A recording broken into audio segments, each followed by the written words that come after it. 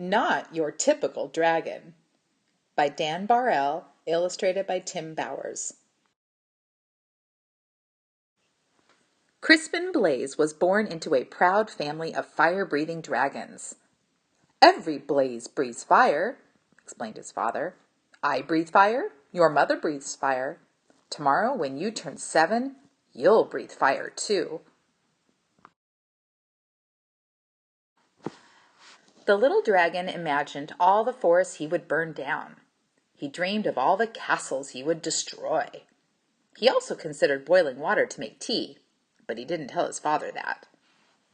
The next day, Crispin sat among family and friends as a big cake was brought to the table. "Who will light the birthday candles?" his mother asked. "I will," declared Crispin. He could feel a tingling inside his tummy. But when he opened his mouth, fire did not come out. Whipped cream came out. "Crispin!" shouted his father. "Dragons breathe fire!" "What will the neighbors think?" worried his mother. "I love whipped cream," said his little sister Ashley. The little dragon was whisked off to the doctor the very next day. "Please fix my son," demanded Crispin's father. "What seems to be the problem?" asked the doctor.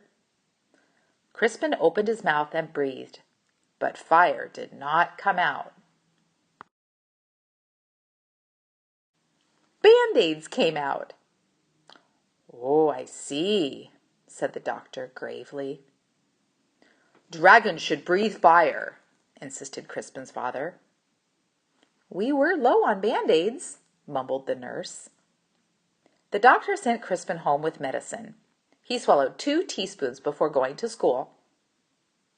"It will help you become a real dragon," said his father with a wink. After school, Crispin joined his first fire-breathing practice. One by one, little dragons aimed their fiery breath at stacks of logs until they burst into flames. Crispin stepped up confidently. He could feel the medicine bubbling in his belly. But when he opened his mouth, fire did not come out. Marshmallows came out. "Dragons breathe fire!" yelled the coach. "Isn't that right, class?" The other dragons didn't answer. They were too busy looking for pointy sticks for marshmallow roasting. "I guess I'm not a real dragon," Crispin thought. He worried that his family would be disappointed.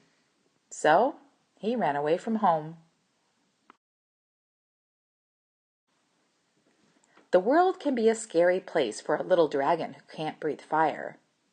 Crispin found a dark cave. "I'll be a fireless dragon all by myself. I won't bother anyone, and no one will bother me." An hour later, he had a visitor. "I am Sir George," squeaked a thin, shiny knight. Show yourself, dragon." Crispin shuffled out of the cave. The thin, shiny knight held up his thin, shiny sword. Do your worst, dragon." Crispin opened his mouth, but fire did not come out. Soap bubbles came out. "Don't you breathe fire, dragon?" Crispin shook his head. "I can't." Sir George moaned. "But my father insists that I fight a fire-breathing dragon. It even says here in my book that your typical dragon breathes fire." "I'm not your typical dragon," Crispin explained. Sir George sighed. "I can't go home." "Me neither," Crispin nodded. But then he had an idea. "Maybe your book could tell us what to do." "Of course." Sir George searched through the pages.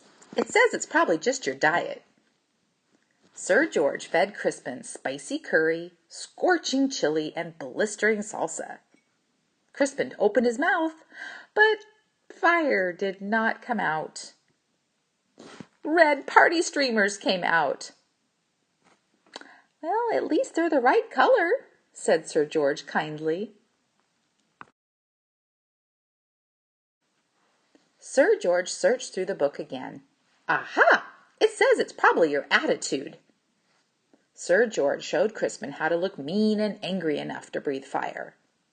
Crispin opened his mouth, but fire did not come out. Soft, cuddly teddy bears came out. Said Sir George, we may have taken a step backward. It's no use, Crispin sighed. I'm just not your typical dragon.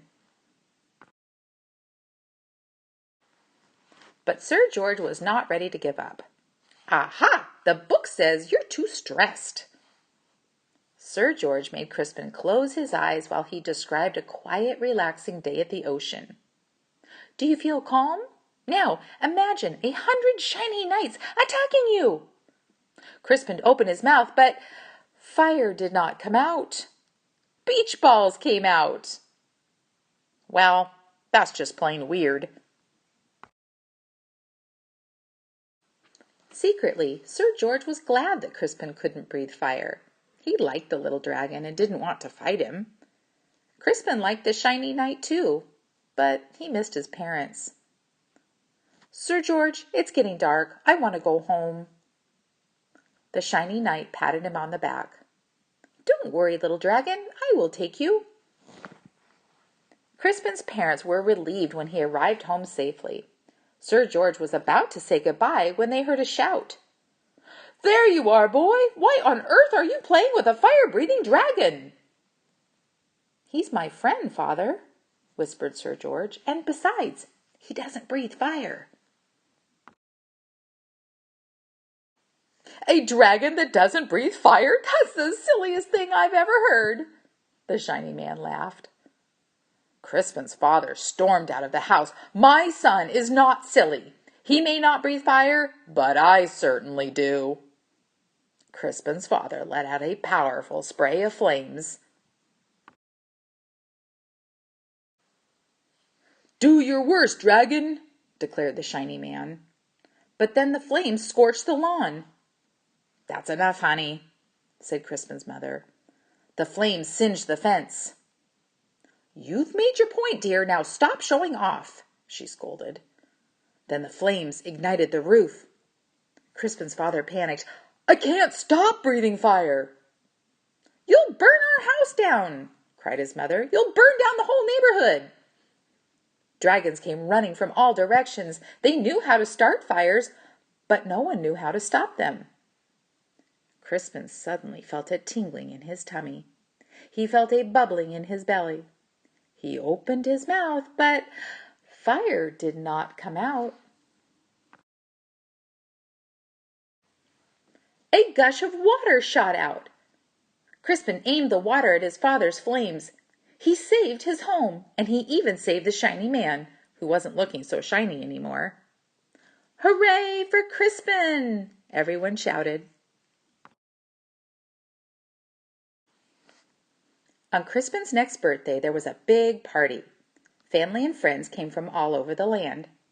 Sir George and his family came too. Lots of dragons were dancing. Crispin stood with his mouth open wide. Fire still did not come out. Music came out instead. Your son, said an old uncle to Crispin's father. He's not your typical dragon, is he? No, replied Crispin's father proudly. My son is something special.